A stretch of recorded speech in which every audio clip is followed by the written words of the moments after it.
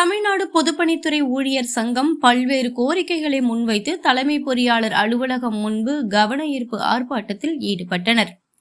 சென்னை சேப்பாக்கத்தில் உள்ள பொறியாளர் அலுவலகம் முன்பு 10 அம்ச கோரிக்கைகளை முன்வைத்து சங்கத்தின் தலைவர் காசி விஸ்வநாதன் தலைமையில் கவன ஈர்ப்பு ஆர்ப்பாட்டம் நடைபெற்றது.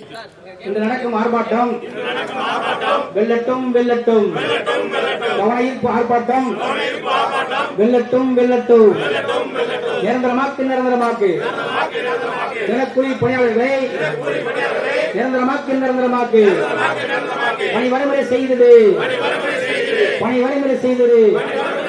தினக்கூலி பணியாளர்கள் பணியின் போது இறந்துவிட்டால் அவரது குடும்பத்திற்கு பாதுகாப்பு ஏதும் இல்லை. தினக்கூலி பணியாளர்களை தொழிலாளர் வருங்கால திட்டத்தில் உறுப்பினராக்க வேண்டுகிறோம்.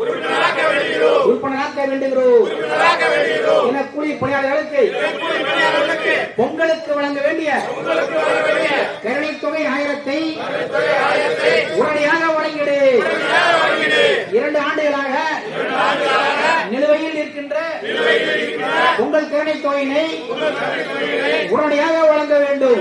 மேலும் அதனைத் தொடர்ந்து செய்தியாளரை சந்தித்த அவர், நிறுத்தி வைக்கப்பட்டுள்ள ஈட்டிய விடுப்பு ஊதியத்தை வழங்க வேண்டும், தினக்கூலி பணியாளர்களை நலன் கருதி அவர்களை தொழிலாளர் வருங்கால வைப்பு நிதி திட்டத்தில் உறுப்பினராக ஆக்க வேண்டும், நீண்ட காலமாக கோரிக்கைகளை நிறைவேற்றாமல் இருக்கிறது, பொதுப்பணித்துறையிலும் நீர்வளத்துறையிலும் 5000 பணியிடங்கள் உள்ளது, அதை நிரப்ப வேண்டும், அரசாணை 233 படி ஏற்கனவே 3000 தினக்கூலி பணியாளர்கள் நியமிக்கப்பட்டு இருக்கிறார்கள்.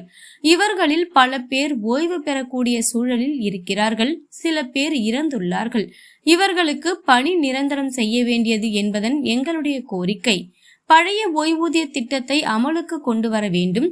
தினக்கூலி பணியாளர்களுக்கு எந்தவித சலுகையும் இல்லை, ஞாயிற்றுக்கிழமையும் விடுமுறை கிடையாது, அவர்களுக்கு உண்டான சலுகையை வழங்க வேண்டும். தினக்கூலி பணியாளர்களுக்கு குடியிருப்பு வழங்க வேண்டும். எங்கள் கோரிக்கைகளை அரசாங்கம் நிறைவேற்றவில்லை என்றால் எங்களது போராட்டம் தொடர்ந்து நடைபெறும். உடன் மாநில பொதுச் செயலாளர் சச்சிதானந்தம், மாநில பொருளாளர் ஆர் செல்வம், மாநில துணைத் தலைவர் எஸ் குமரவேல், மாநில துணை பொதுச் செயலாளர்கள் ஆர் ராமசாமி, எம் சீனி ஐயா, ஆர் சரவணன், மாநில ஆலோசகர்கள் சிபி துரை, பி அருணாச்சலம் உட்பட சங்கத்தின் நிர்வாகிகள், உறுப்பினர்கள் என திரளாக கண்டன ஆர்ப்பாட்டத்தில் கலந்து கொண்டனர்.